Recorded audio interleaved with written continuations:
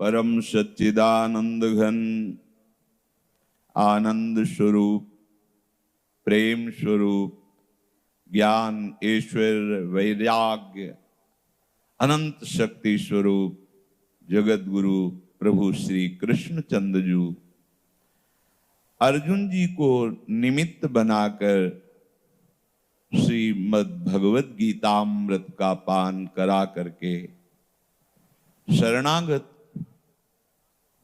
जो महासुख का केंद्र है प्रभु के अनुराग भरे चरणारविंद परम पद जीवन मुक्तता प्रभु उसका उपदेश कर रहे हैं। श्रवण करके मनन करने पर कोई भी श्रवण तभी सार्थक होता है जब उसका मनन हो। मनन तभी सार्थक होता है जब वो हमारी धारणा बने, हमारी निष्ठा बने। अर्जुन जी के जीवन में ये धर्म में कर्तव्य उपस्थित हुआ है। इस कर्तव्य को जब मोह दृष्टि से देख रहे हैं तो दो बातें इनको लग रहा है, भय और पाप। भय लग रहा है कि अपने ही स्वजन संबंधियों की हत्या करूं, और पाप गुरुजन हैं द्रोणाचार्य जी, कृपाचार्य जी, भीष्म पितामह जी और भी बड़े बड़े, इनको मारने से पाप होगा। बुद्धि विचलित हो रही है, शोक मग्न हो रही है। तब प्रभु उनको शोक रहित करने के लिए, जिन्होंने स्वयं इस सृष्टि को रचा है, जिन्होंने स्वयं संविधान रचा है, ऐसा करोगे तो ऐसा होगा, ऐसा करोगे तो ऐसा होगा। शास्त्र भगवान का शासन है। स्वयं श्रीमुख से प्रभु अर्जुन जी को समझा रहे हैं कि जो स्वरूप है, आत्मा है, वो अविनाशी है। उसका किसी काल में विनाश हो ही नहीं सकता। किसी शस्त्र आदि के द्वारा, किसी दैवी शक्ति आदि के द्वारा, मंत्र आदि के द्वारा उसका नाश हो ही नहीं सकता, क्योंकि वो नित्य है, सनातन है। और जो देह है, इसको बचाया नहीं जा सकता, इसका नाश निश्चित है, क्योंकि ये अनित्य है, ये विनाशी है, और ये मध्य में केवल भास रहा है। ना ये शरीर पहले था, ना ये बाद में रहेगा, बीच में केवल भास रहा है। प्रभु ने अर्जुन जी को कहा, स्वधर्ममपि चावेक्ष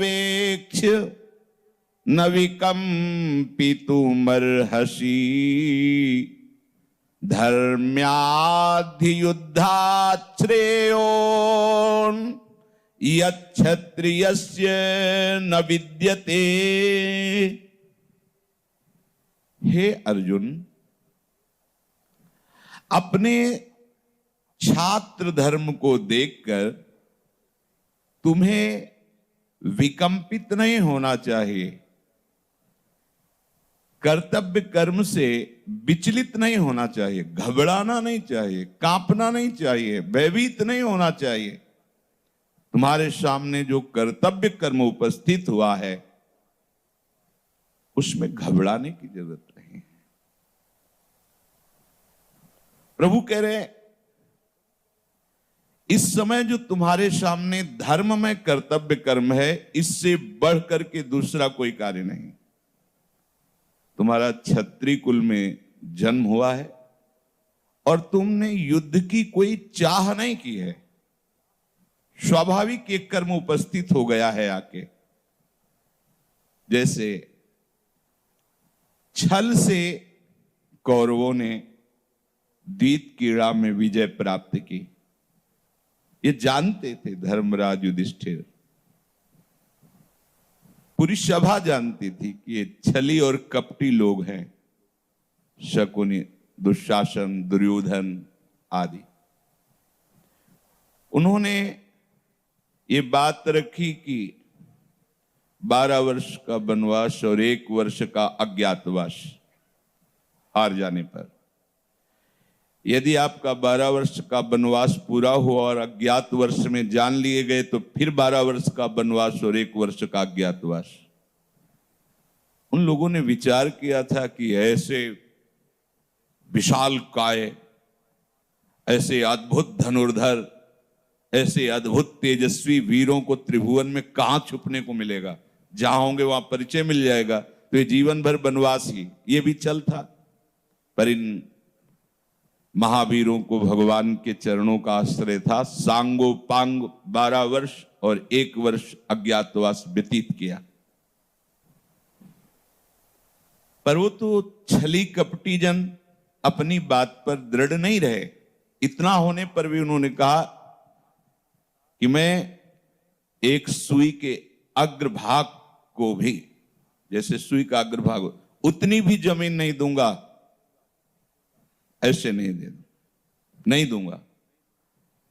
पांडवों ने युद्ध की बात नहीं की, भगवान को भेजा कि आप उनसे। भगवान ने कहा चलो पूरा राज्य नहीं, 5 गांव दे दे। उनका सूझी अग्रे न केशवा, नहीं दूंगा। तो तुमने छल से द्वितकीड़ा में परास्त किया, सत्य नहीं था वो, छल था वहां। दूसरी बात, जो शर्त रखी थी उसका सांगोपांग धर्मात्मा पांडवों ने पालन किया। फिर भी युद्ध नहीं करना चाहते, भगवान को संधि के लिए भेज रहे हैं, फिर भी वो अपनी मूढ़ता ही, दुष्टता ही दिखा रहे हैं। तब भगवान कह रहे हैं कि स्वधर्मम पिच्चावेक्ष न विकंपितुम बर्हसि धर्माद्धि, ये धर्म है, तुम्हारी तरफ से किसी भी तरह का अधर्म नहीं किया गया है और युद्ध का अवसर प्राप्त हुआ है। अब पीछे कदम नहीं हटाना, अब कांपने की जरूरत नहीं तुम्हें। इससे बड़ा कोई कल्याणकारी कर्म नहीं है जो स्वयं परम कर्तव्य उपस्थित हो, अब उसमें विचार करने की आवश्यकता नहीं है। चलो, विचार भी हुआ तो भगवान की शरण और शिष्यता मिली। अगर विचार में कहीं संशय हो तो शास्त्र और शास्त्र सम्मत भगवत मार्ग के अनुयायी महात्माओं से निर्णय ले लेना चाहिए। उनका निर्णय भगवान भी नहीं काट सकते। अगर वो कह दें ऐसा, बिल्कुल वैसा ही करिए, साधु ते होए न कारज हानि। फिर साधुओं के हृदयाराध्य प्रभु स्वयं बोल रहे हैं, तुम्हें अब विचलित होने की जरूरत नहीं है, किसी भी तरह से तुम्हें भय या शोक नहीं धारण करना चाहिए। यदृच्छया चोपपन्नम स्वर्गदार द्वारम अपावृतम सुखिनः क्षत्रियाः पार्थ लभन्ते युद्ध मीदृशम। ये अपने आप प्राप्त हुआ है युद्ध रूपी कर्तव्य, अपने आप। तुमने मांगा नहीं, तुमने चाह नहीं की है। अब ये खुला हुआ स्वर्ग का दरवाजा है। हे प्रथानंदन, तुम्हारा छात्र धर्म है, तुम बड़े भाग्यशाली हो, क्योंकि जिनको कर्तव्य कर्म करने का अवसर मिलता है और उस कर्तव्य का निर्वाह करते हैं वो सुखी हो जाते हैं। तुम्हें इस समय विचलित नहीं होना चाहिए। अथ चेत तुमिमं धर्मम संग्रामम न करिष्यसि तथा स्वधर्मम कीर्तिम च हित्वा पापमवाप्स्यसि। अब अगर तू ये धर्ममय युद्ध नहीं करेगा तो तू अपने धर्म और कीर्ति को त्याग कर पाप को प्राप्त होगा। अब लगता है कि केवल अर्जुन जी को उपदेश दिया जा रहा है, सबको कहां उपदेश दिया जा रहा है? आप कह रहे थे अर्जुन जी को निमित्त बनाकर सबको उपदेश दे रहे, तो सबका छात्र धर्म है क्या? भगवान कह रहे धर्म में युद्ध करो। तो एक महाभारत कुरुक्षेत्र में हुआ था और एक महाभारत हृदय क्षेत्र में हो रहा है। ये दुर्योधन की पार्टी है। काम, क्रोध, लोभ, मोह, मद, मत्सर भगवान को सारथी बनाकर, गुरु रूप से उनका वर्ण करके, उनके वचनों के अनुसार हमें ये युद्ध करना ही पड़ेगा। कोई भी हो, बिना युद्ध किए अपकीर्ति होगी, पाप को प्राप्त होगा। भगवान कह रहे, स्वयं श्रीमुख से कह रहे, तथा स्वधर्मम कीर्तिम च हित्वा पापमवाप्स्यसि। यदि तू ऐसा नहीं करेगा तो तेरी कीर्ति नष्ट हो जाएगी। मनुष्य जन्म मिला है 83,99,999 योनियों से ऊपर। ये बड़ा प्रशंसनीय जन्म है। दुर्लभो मानुषो देहो, बड़ा दुर्लभ है। तेरी अपकीर्ति होगी, तू पाप को प्राप्त होगा यदि युद्ध नहीं करेगा। क्योंकि ये जितने सब पाप कराने वाले हैं, काम, क्रोध, लोभ, मोह, मद, मत्सर, इनसे युद्ध करना ही होगा। युद्ध करने के पहले समझा दिया प्रभु ने कि तुम देह नहीं हो, तुम्हारा जो स्वरूप है वो क्या है, तुम्हारा देह क्या है। कई दिनों से चर्चा सुन रहे हो। ठीक इस युद्ध के लिए ज्ञान आवश्यक है। अगर इस युद्ध में आपने अपने को शरीर ही माना तो कभी विजय प्राप्त नहीं कर सकते। क्योंकि शरीराहंकार में ही काम, क्रोध, लोभ, मोह, मद, मत्सर का बस चलता है। जो शरीराभिमान रहित है उनके हृदय में इन विकारों का स्फुरण ही नहीं हो सकता है। ये अहंकार में ही स्फुरित होते हैं। शरीर से आसक्ति रहित होना, संसार से आसक्त रहित होना युद्ध की पूरी तैयारी है।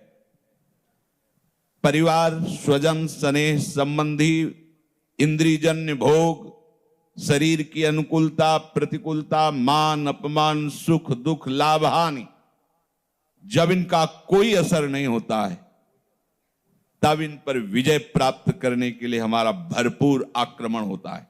काम, क्रोध, लोभ, मोह, मद, मत्सर, आक्रमण का अस्त्र है विवेक। विवेक के द्वारा इनको भगा दिया जाता है, इनका अस्तित्व मिटा दिया जाता है। अकीर्तिम चापि भूतानि कथिष्यन्ति ते व्ययाम संभावितस्य चा कीर्तिर्मरणादतिरिच्यते।